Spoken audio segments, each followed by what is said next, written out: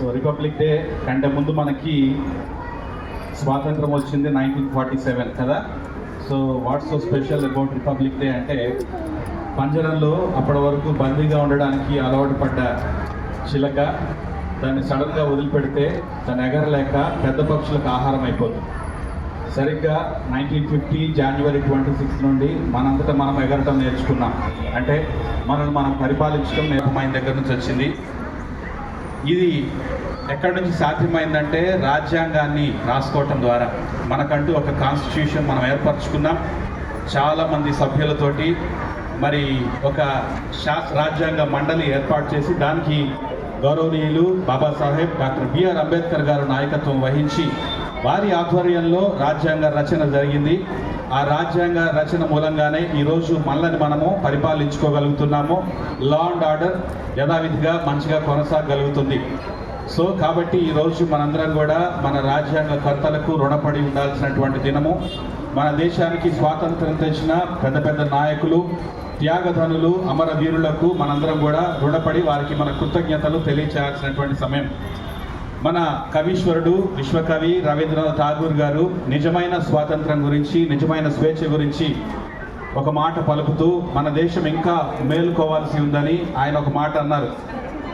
World famous poem Gitanjali, దీంట్లో ఆయన ఒక మాట ఏమన్నారంటే, ఎక్కడ మనస్సు నిర్భయంగా ఉంటుందో, ఎక్కడ మానవుడు సగర్వంగా తలెత్తుకొని తిరగగలడో, ఇది నా ఊరు, ఇది నా పిల్ల, ఇది నా ప్రాంతము, ఇది నా భాష అనే సంకుచిత మనస్సు లేకుండా ఎక్కడ ప్రపంచం ముక్కలు ముక్కలైపోయి మగ్గిపోదో, ఎక్కడ మన చదువు విజ్ఞానం మూఢ నమ్మకాలతో ఎక్కిపోదో, ఎక్కడ ఒక మనిషి తోటి మనిషిని దోచుకోడో, అక్కడ ఆ స్వేచ్ఛ స్వర్గంలోనికి భగవంతుడా ఈ నా దేశాన్ని మేలుకొలుపు అంటూ రాశాడు ఆయన.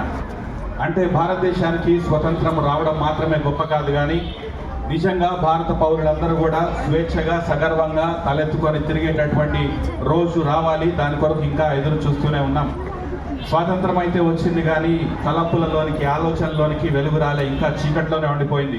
మూఢ నమ్మకాలు, కుల మత విభేదాలు ఇంకను మన భారతదేశాన్ని ముక్కలు చెక్కలు చేసి నిజమైన స్వాతంత్రంలోనికి ప్రయాణించకుండా అడ్డుకట్ట వేస్తూనే ఉన్నాయి. ఏ ప్రాంతానికి ఆ ప్రాంతము, ఏ భాషకు ఆ భాష, ఏ కులానికి ఆ కులం, ఏ మతానికి ఆ మతం విడిపోయి నాది గొప్ప అంటే నాది గొప్ప అంటూ మనకు మన మధ్యమే సరిహద్దులు ఏర్పరచుకుంటూ సువిశాల భారతదేశాన్ని మొక్కలు చెక్కలుగా చేస్తున్నాం. ఈ గణతంత్ర దినోత్సవం దినాన నేను చెప్పేది ఏంటంటే, పిల్లలందరూ రేపు పెద్దవ్వాలి. మనం కూడా మన యొక్క బౌండరీస్ని బట్టి మనందరము ఇదే నాది అని అనుకోరు పరిమితం అయ్యేది నిజమైన స్వాతంత్రం కాదు. సర్వే జన సుఖినో భవంతు అంటే సర్వజనులందరూ సుఖంగా ఉండేదనేది దాని అర్థం. కేవలము నా ఇల్లు మాత్రమే బాగుంటే చాలు అని అనుకునే తత్వం మనల్ని విడిచిపోవాలి. కేవలము నా సర్కిల్ మాత్రమే బాగుండు, నా కులం మాత్రమే బాగుండు, నా మతం మాత్రమే బాగుండు, నా భాష వాళ్ళు మాత్రమే బాగుండు అనేటటువంటి అజ్ఞానము పోయి అందులోనికి విజ్ఞానం రావాలి. అనేక మంది విజ్ఞానవంతులు, అనేక మంది మేధావులు కలిసి కూర్చొని రాసుకున్నటువంటి రాజ్యాంగం. ఆ రాజ్యాంగం మన భారతదేశాన్ని ఇప్పటికే ఎన్నో అడుగులు, ఎన్నో మెట్లు పైకెక్కేలా చేసింది. కాబట్టి ఈ సుదినాన, ఈ మంచి దినాన ఇక్కడ ఉన్నటువంటి ఇరుగు పొరుగు వారికి ఈ రోడ్ మీద ఇలా పెట్టడానికి సహకరించినటువంటి అందరికీ నా యొక్క మనపూర్వక నమస్సు మాన్యులు తెలుపుతూ ఉన్నాను. అదేవిధంగా ఇక్కడికి చాలా ఓపికతో వచ్చినటువంటి పేరెంట్స్ కూడా నా యొక్క కృతజ్ఞతలు తెలియజేస్తూ ఉన్నాను. మీ అందరికీ మరొకసారి ఈ గణతంత్ర దినోత్సవ శుభాకాంక్షలు తెలియజేస్తూ, మీరందరూ కూడా నిజమైన స్వాతంత్రాన్ని మీ మనసులో, అదేవిధంగా మీ యొక్క వీధిలో, మన దేశం అంతటిలో కూడా మీరు అమలు చేసుకోవాలని, దాన్ని నిజంగా అనుభవించుకోవాలని మనస వాచ కర్మణ ఆశిస్తూ ఈ మాటలను ముగిస్తూ ఉన్నాను.